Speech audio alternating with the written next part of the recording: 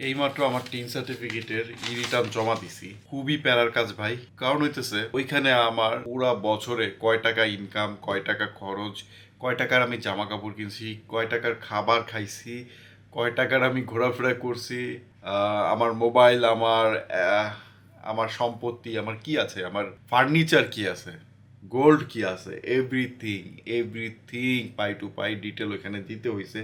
আর main কথা হয়েছে এগুলা সব মিলায় দেওয়া খুবই একটা প্যারার কাজ। আর দিতে হইলে আজকের ভিতরে দিতে হইতো, কারণ আজকে হচ্ছে নভেম্বরের শেষ দিন। আর আমি যেটুকু জানি নভেম্বরের শেষ দিনই হচ্ছে শেষ ডেট বছরের রিটার্ন জমা দেওয়ার, যদি ভুল না হই। এই যে এখানে লেখা, your return submission was successful, we appreciate your time and effort in submitting return online. না, এখন একটা জিনিস আমার মাথায় প্রশ্ন আসতেছে। বাংলাদেশে ফেসবুক পেজের জন্য গ্রামগঞ্জে, ঢাকা শহরে অনেক মানুষ টিন সার্টিফিকেট খুলছে।